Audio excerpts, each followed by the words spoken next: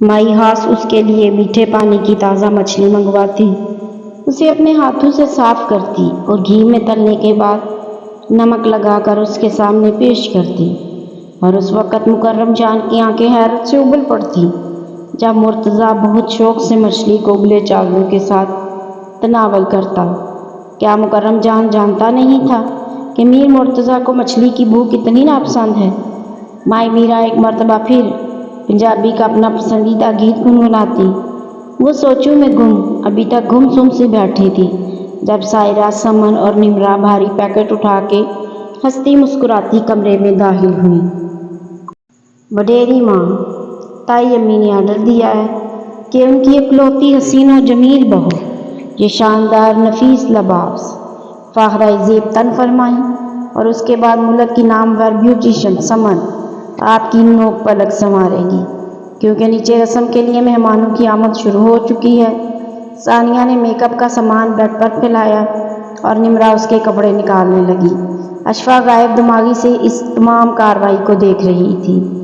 پہلے تم چینج کر آؤ، سمن نے اشفاق سے کہا تو وہ سنبھلتے ہوئے چیخ کر بولی، میں یہ کپڑے نہیں پہنوں گی۔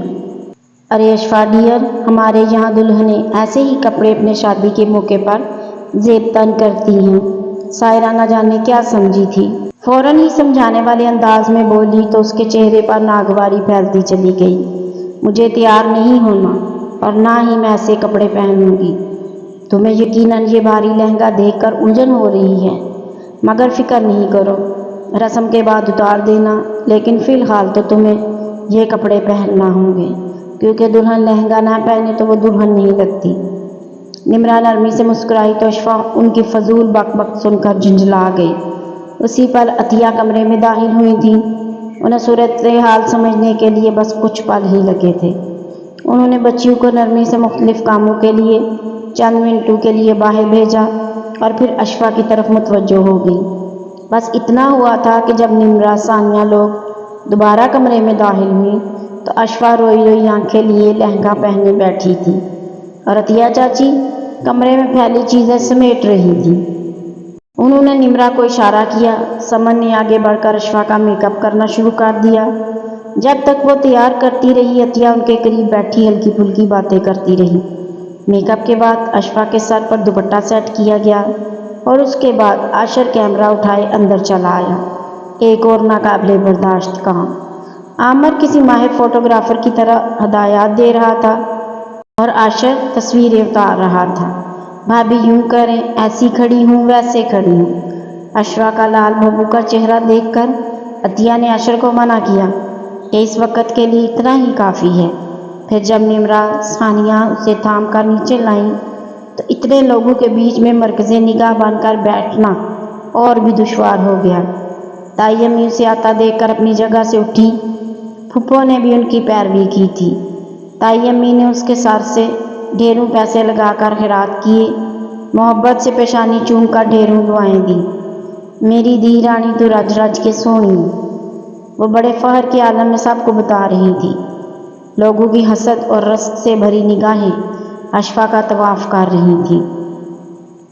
اسے اس بات کا علم نہیں تھا کہ کسی اور کی رت جگہ کی سرخی لیے لہو رنگ نگاہیں بھی اس کے گرد چکرا رہی ہیں۔ اشفاق اس بات سے بے خبر تھی کہ کسی اور کا دل اس پل لہو لہو ہو رہا ہے، کسی اور کے دل کی سرزمین اجڑ رہی ہے، دل کے شہر میں تلاطم برپا ہے، دل خون کے آنسو رو رہا ہے، خواب کا محل گر رہا ہے اور امنگیں دم توڑ چکی ہیں۔ اشفاق اپنے ہی غم کو سینے سے لگاتے ادموئی ہوئی جا رہی تھیں۔ اسے کسی اور کی خبر بھی کیا ہوتی، اس پر تو ظلم کے پہاڑ ٹوٹ پڑے تھے۔ وہ احتجاج کرتی بھی تو کیا، یہ ظلم کرنے والا کوئی اور نہیں تھا بلکہ اس کے اپنے والدین تھے، اپنے خود ساختہ غم میں نڈھال۔ اسے پتہ نہ چلا کہ کب مہوش اس کے برابر آ کر بیٹھ گئی۔ وہ چونکی تو تب جب مہوش کی دھیمی غراتی آواز اس کے کانوں سے ٹکرائی، کسی اور کی جاگیر پر زبردستی قبضہ کر لیا ہے تم نے، مرتضیٰ کو پکے کاغذوں میں اپنے نام کر لیا ہے۔ تیری سیدھی سادھی بھولی ماں تو بڑی چال باز نکلی۔ اشفاق غائب دماغی سے اسے سن رہی تھی۔ اس کی توجہ دوسری طرف مبذول ہو رہی تھی، جہاں سے شور کی اور ایک ساتھ عورتیں اور لڑکیوں کے بولنے کی آوازیں آ رہی تھیں۔ مرتضیٰ لالا آ رہے ہیں۔ نمرہ کے چہکنے کی آواز آئی۔ مرتضیٰ کا دل تو میرا جاگیر تھا اور میں اپنی جاگیر کسی اور کے حوالے نہیں کروں گی۔ وہ چنگھاڑتے ہوئے اٹھی اور پھر تیزی سے اندرونی حصے کی طرف بڑھ گئی۔ نہ جانے اور کیا کیا رسمیں ہونی تھیں۔ اشفا تو سن سی بیٹھی رہی، گویا پتھر کا مجسمہ ہے۔ اسٹیج پر پاپا اور تایا ابو کے ساتھ مرتضیٰ بھی آیا تھا۔ کچھ دیر بعد اسے وہاں سے اٹھایا گیا۔ پاپا اور تایا ابو نے اسے ڈھیروں پیار کیا۔ تائی امی اور دادی نم آنکھوں سے اسے دعائیں دیتی رہیں۔ سمینا چاچی اور مہوش کہیں دکھائی نہیں دی تھیں۔ مرسلین چاچو نے اس کے سر پر ہاتھ پھیر کر ڈھیروں روپے تھمائے۔ نمرات ثانیہ جس طرح تھام کر اسے باہر لے کر آئی تھی، اسی طرح تائی امی کے کہنے پر دوبارہ تھامے ایک راستہ پہ راستہ کمرے میں چھوڑ گئی۔ اشفا نے زندگی میں آج سے پہلے کوئی شادی اٹینڈ نہیں کی تھی۔ اسے نہیں پتا تھا کہ شادی میں کیا کیا رسومات ہوتی ہیں، اور اپنے خاندان کے رواجوں کے متعلق تو وہ بالکل نہیں جانتی تھی۔ اس کے پاپا کے کزن کی 2 شادی شدہ بیٹیاں ہیرا اور افشان اس کی تنہائی کا احساس کر کے کمرے میں آ گئی تھیں۔ اشفا کو خود بھی عجوبہ بن کر بیٹھنا سخت برا لگ رہا تھا، مگر وہ ان دونوں کی موجودگی کی وجہ سے خاموش تھی، ورنہ جی تو چاہ رہا تھا کہ اپنے اس حسین روپ کو نوچ کھسوٹ دے اور اس کمرے کی سجی سجائی چیزوں کو تہس نہس کر دے۔ یہ کمرہ یقیناً مرتضیٰ کا تھا۔ اس نے پورا گھر بھی دیکھا ہی کہاں تھا کہ اسے سب کے کمروں کے متعلق اندازہ ہوتا۔ تم یقیناً مرتضیٰ کا انتظار کر رہی ہو، مگر یار کیا ہے کہ ہماری خاندانی رسم کے مطابق مرتضیٰ آج رات ادھر نہیں آئے گا، لہٰذا تم اطمینان رکھو۔ ہیرا نے مسکراتے ہوئے اس کی معلومات میں اضافہ کیا۔ چلو آج کی رات تو جان بخشی ہو گئی، ورنہ شوہر کو بھگتنا کوئی آسان ہے۔ افشا نے رازداری سے کہا، پھر وہ کہکا لگا کر ہنس پڑی۔ اشفا کو ان کا ہنسی ٹھٹول زہر لگ رہا تھا، مگر شکر کرو یار کہ تمہاری ساس بہت اچھی ہے، ورنہ شوہروں کے ساتھ ساتھ خطرناک ساسوں سے بھی نمٹنا بہت مشکل ہے۔ تو اور کیا، رات بھر میاں کو بھگتو، ان کا جی بہلاؤ اور دن بھر سسرالیوں کے نخرے برداشت کرو۔ افشا نے ایک اور کھنکتا قہقہا لگایا۔ ویسے تم خوش نصیب ہو اشفا کہ تمہیں مرتضیٰ جیسے شخص کا ساتھ ملا ہے، اس جیسا تو کوئی ہے ہی نہیں۔ اگر مجھے ابھی میں مرتضیٰ کی طرف سے شادی کی آفر ہوتی تو میں 1 منٹ کی بھی دیر نہ لگاتی۔ ہیرا انتہائی دل سوزی سے بولی تھی، انداز میں بھرپور شرارت تھی۔ وہ دونوں بہنیں بہت زندہ دل تھیں، مگر اشفا کو ان کی زندہ دلی اور خوش مزاجی بہت چبھ رہی تھی۔ یہ خاتون مرتضیٰ سے پورے 9 سال بڑی تھی۔ افشا نے رازداری سے اشفا کے قریب جھک کر کہا تو ہیرا بلبلا اٹھی۔ تم نے 1 سال زیادہ کر دیا ہے، میں صرف 8 سال بڑی ہوں مرتضیٰ سے۔ صرف 8 سال؟ افشا آنکھیں پھیلائیں۔ 8 سال کا فرق اتنا زیادہ نہیں ہوتا، ہیرا ڈٹائی سے بولی تھی۔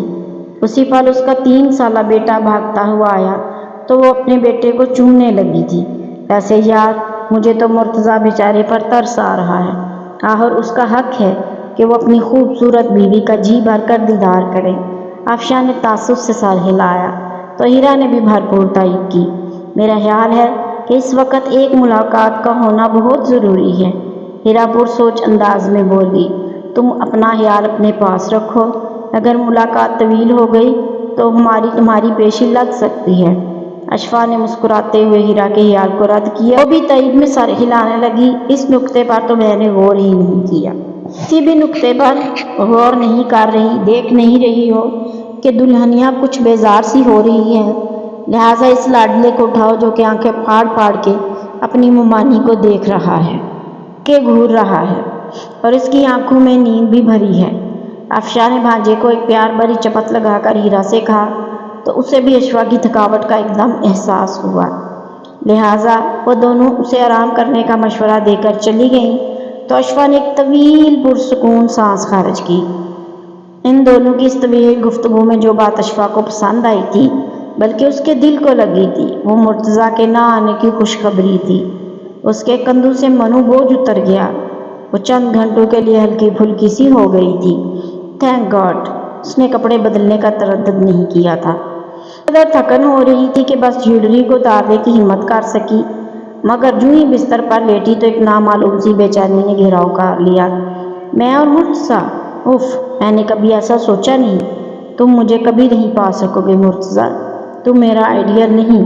میری اور تمہاری سوچیں مختلف ہیں، میرے اور تمہارے راستے مختلف ہیں، منزلیں مختلف ہیں، مگر پھر ان بزرگوں نے ایسا کیوں کر کیا؟ پاپا، میں آپ سے ناراض ہوں، میں آپ کو کبھی معاف نہیں کروں گی، اور یہ مرتضیٰ آج نہیں تو کل ضرور اس کمرے میں آئے گا، مجھے چھونے کی کوشش کرے گا، حق جتائے گا، اور میں اسے واضح لفظوں میں بتا دوں گی کہ میں کوئی معمولی لڑکی نہیں ہوں، اور یہ کہ میں اسے قطعاً پسند نہیں کرتی، بلکہ اس رشتے کے بعد تو مجھے اس سے شدید نفرت ہو گئی ہے۔ وہ اسی قابل ہے کہ اس کی شادی اسی خاندان کی کسی لڑکی کے ساتھ ہوتی۔ میں اسے بتا دوں گی کہ ماما نے مجھے اپنے آنسوں اور بیماری کی بلیک میلنگ سے اس سے شادی کرنے پر مجبور کر دیا تھا، اور یہ کہ وہ اب میری مجبوری کا مزید فائدہ اٹھانے کی کوشش نہ کرے۔ میں اسے اتنا ذلیل اور شرمندہ کروں گی کہ وہ میرے ساتھ نگاہ اٹھا کر بات نہیں کر سکے گا۔ اس پینڈو جاہل کو بھلا بات کرنے کا سلیقہ ہی کہاں ہوگا؟ ذرا یونیورسٹی سے MA کر کے اس نے بڑا تیر مار لیا ہے، گھٹیا انسان۔ اس نے تو سوچا بھی نہیں ہوگا کہ اسے مجھ جیسی لڑکی خوش قسمتی سے مل جائے گی، اور بھی نہ جانے کون کون سی منفی سوچوں نے اس کے ذہن کو آلودہ کر رکھا تھا۔ نہ جانے کب سوچتے سوچتے اس کی آنکھ لگ گئی۔ ذہن اسی وقت بیدار ہوا جب ہلکے سے کھٹکے کی آواز آئی۔ وہ ایک دم ٹھٹک کر اٹھ بیٹھی، مندی مندی آنکھوں کو بمشکل کھول کر اس نے اپنے سامنے دیکھا تو حیرت سے ایک جھٹکا سا لگا۔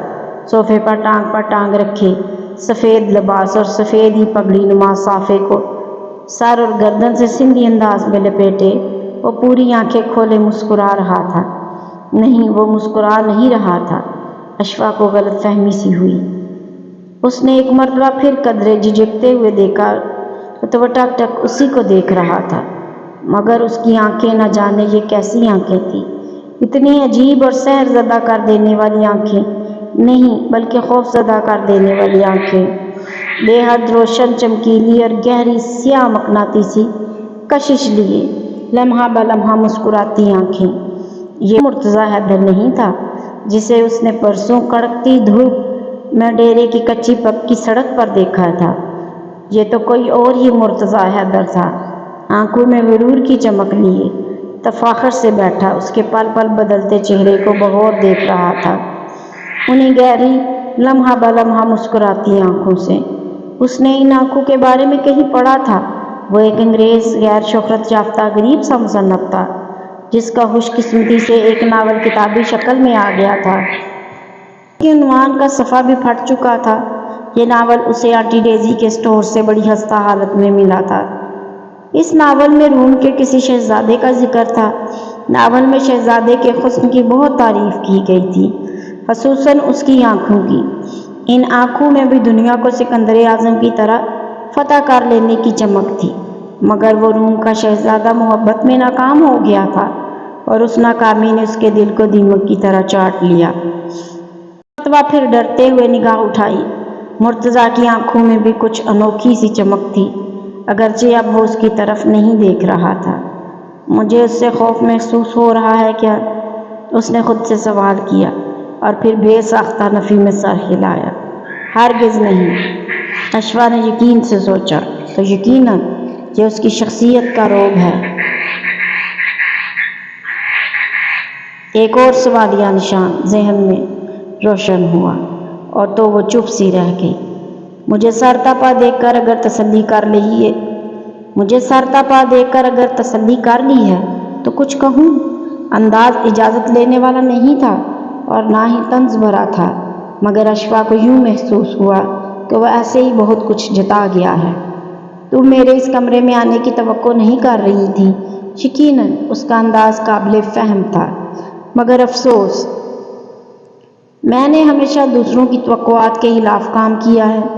اس نے دوسروں کہہ کر ایک مرتبہ پھر اسے جتایا تھا۔ تمہارے نزدیک یہ شادی بہت آنن فانن ہوئی ہے، مگر یہاں سب لوگ پچھلے 3-4 مہینوں سے تیاریاں کر رہے تھے۔ اشفاء کے حساب ڈھیلے پڑ رہے تھے۔ وہ یوں بول رہا تھا گویا روٹین کی باتیں ہوں۔ شاید اسی لیے اشفاء کے ذہن نے بھی کام کرنا شروع کر دیا، اور اسے اپنے ساتھ ہونے والے تمام مظالم ایک مرتبہ پھر یاد آ گئے۔ اور ساتھ ہی تنفر کی ایک تیز لہر من میں اٹھی۔ میرے نزدیک اس رشتے کی سرے سے نہ کوئی اہمیت ہے اور نہ ہی میں نے اس شادی کو تسلیم کیا ہے۔ تمہارے ماننے یا نہ ماننے سے کوئی فرق نہیں پڑتا، تم نے نکاح نامے پر دستخط کر دیے ہیں، یہی بہت ہے۔ مسئلہ تو تب بنتا جب تم انکار کر دیتی، پوائنٹ پر تم سے سائن کروانے پڑتے۔ اپنی عزت اور انا کا سودا میں کسی حال میں بھی نہیں کرتا۔ اس کا لب و لہجہ کافی سخت تھا اور آواز دھیمی۔ میں انکار بھی کر سکتی تھی۔ اشفا ایک دم پھنکاری، پھر کیا کیوں نہیں؟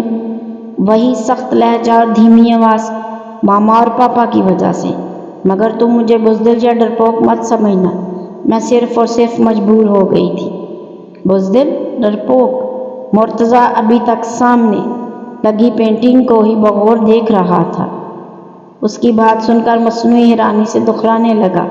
اچھا تو تم بہت بہادر ہو۔ مجھے تم سے، تمہارے اس گھر سے شدید نفرت ہے۔ میرا بس چلے تو میں تمہیں شوٹ کر دوں۔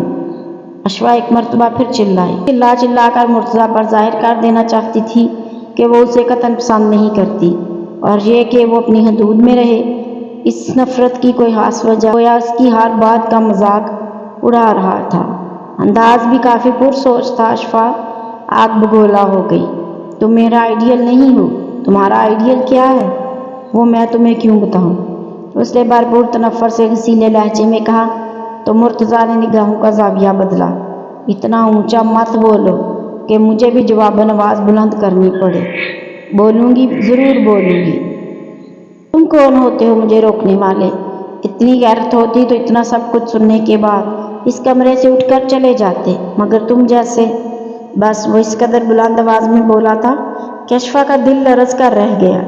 وہ اپنی جگہ سے اٹھا تو اشفا نے خود کو داد دینی چاہیے۔ مجھے ایسا پہلے ہی بول دینا چاہیے تھا، اشفا نے مسرت بھرے انداز میں سوچا۔ مرتضیٰ تیز نظروں سے اسے دیکھ رہا تھا۔ وہ جان بوجھ کر لاپرواہ بن گئی۔ وہ باہر نہیں گیا تھا بلکہ کمرے میں 2-3 قدم چل کر رکا، شاید اپنے غصے کو کنٹرول کر رہا تھا، لیکن یہ اشفا کی خام خیالی تھی۔ وہ کچھ سوچ رہا تھا، پھر اس نے جیب میں سے موبائل نکال کر کسی مکرم جان سے بات کی۔ موبائل آف کر کے اس نے صفحے پر پھینک کر بولا، عورت پر ہاتھ اٹھانا مردانگی نہیں بلکہ مردانگی کی توہین ہے۔ وہ آہستہ آہستہ چل کر اس کے قریب آیا۔ اس کی نگاہیں اس کے سراپے پر تھیں۔ اشفا نے پلکیں اٹھا کر دیکھا اور پھر دیکھتی رہ گئی۔ وہی ساکت کر دینے والی سیاہ آنکھیں، یعنی اس کی آنکھیں اتنے رنگ کیوں بدلتی تھیں؟ جو مرد عورت پر ہاتھ اٹھائے وہ میری ڈکشنری میں بزدل مرد ہوتے ہیں۔ اس کمزور مخلوق جو کہ آپ کے رحم و کرم پر ہے اور صرف زبان ہی چلا سکتی ہے، اس پر ہاتھ اٹھانا کہاں کی بہادری ہے؟ اب وہ اس کے قریب بیٹھ چکا تھا۔ اشفا دم بخود سی رہ گئی۔ تمہیں صرف زبان سے سمجھانا چاہتا ہوں اور تم بھی اچھی بیویوں کی طرح صرف زبان کی بات سمجھنا۔ مرتضیٰ نے بہت سہولت سے اس کا سادہ، بغیر مہندی لگا دودھیا گداز ہاتھ پکڑ کر بغور دیکھا اور بولا، جو کچھ ابھی کہہ چکی ہو اسے میں اعلیٰ ظرفی کا مظاہرہ کرتے ہوئے معاف کرتا ہوں۔ آئندہ کبھی تمہاری زبان پر یہ الفاظ نہ ہوں۔ وہ دھیمی آواز، وہی دھیمی آواز اور روبدار لہجہ۔ میرا ہاتھ چھوڑو، وہ انتہائی بدتمیزی سے بولی۔ آئندہ تم کبھی اس انداز میں بات بھی نہیں کرو گی۔ اس نے دائیں ہاتھ سے اس کا چہرہ تھاما اور بایاں بازو اس کی کمر کے گرد حمائل کر کے گویا اسے اپنے شکنجے میں جکڑ لیا۔ اشفا کا دل خوف سے کانپ اٹھا تھا۔ میں اپنی باتیں بار بار دہرانے کا عادی نہیں ہوں۔ اشفا نے اس کی گرم سانسیں اپنے چہرے پر محسوس کی۔ وہ پیچھے ہٹنا چاہ رہی تھی مگر صرف پھڑپڑا کر رہ گئی۔ دیکھو، مجھے چھونا نہیں، ہاتھ نہیں لگانا، مجھے پلیز چھوڑو۔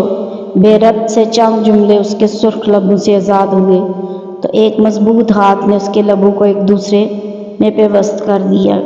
خوف اور اس کے ہاتھ کی سختی کی وجہ سے اس کی آنکھوں میں آنسو آ گئے اور تمام دعوے بھی دھرے کے دھرے رہ گئے۔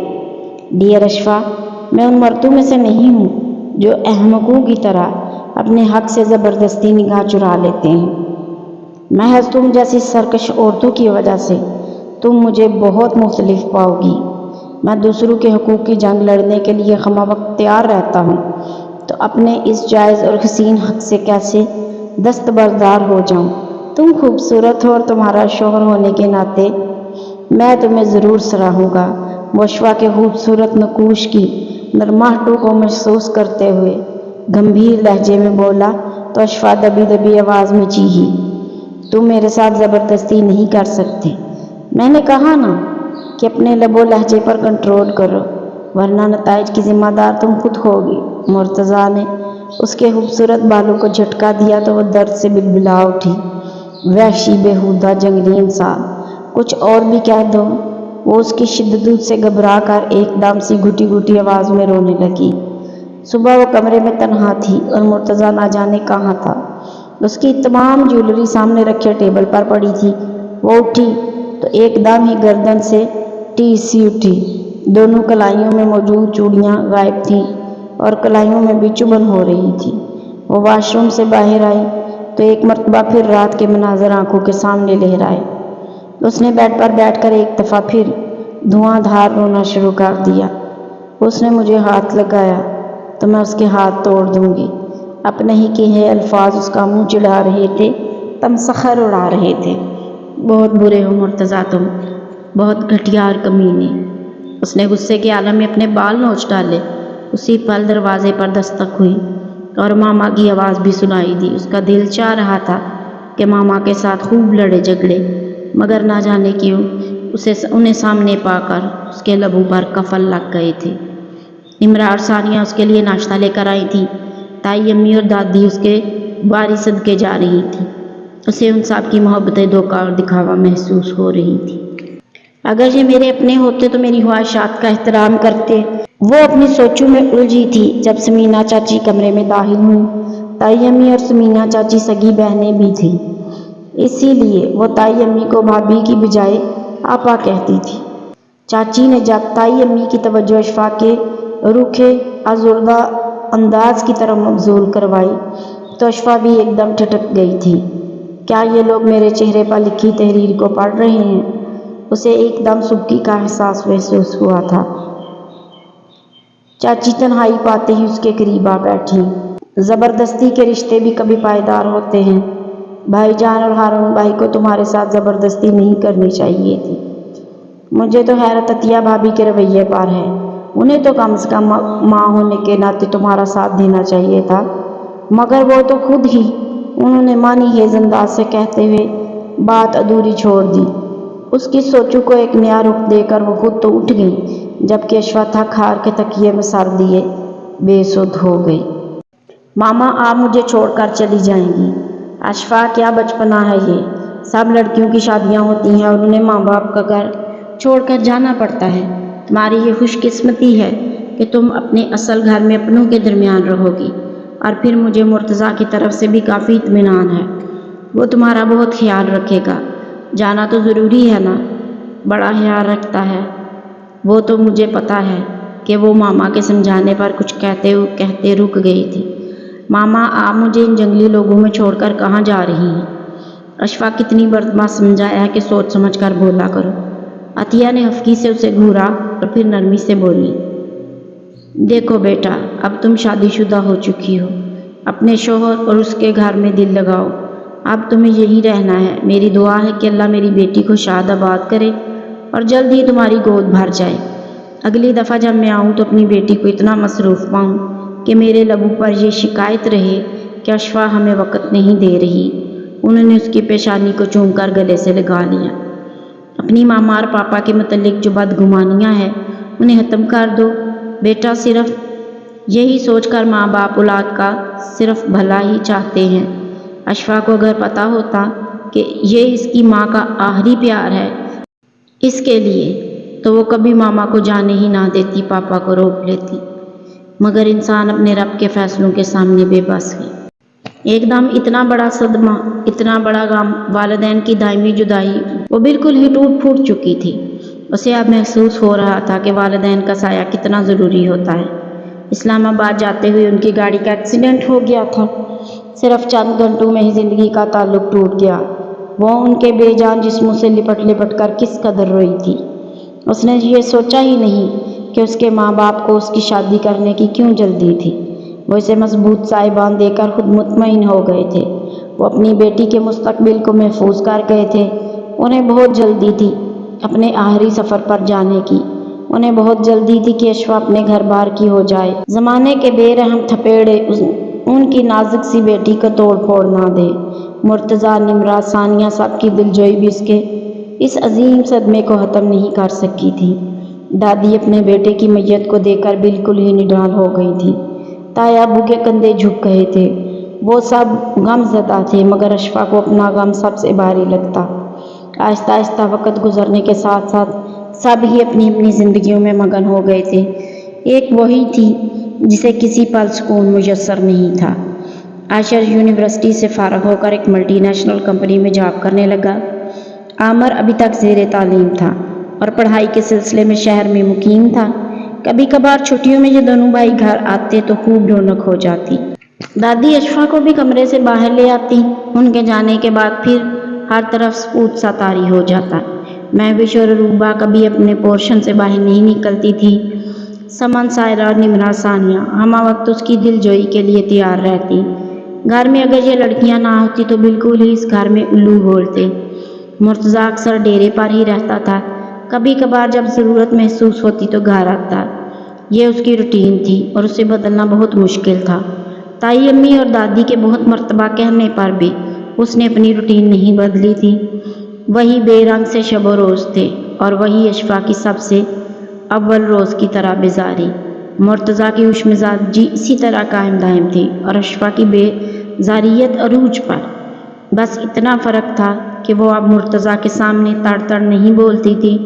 اول روز کا جو ایک روب و دبدبا سا اس کے دل پر طاری ہو گیا تھا ابھی تک قائم تھا۔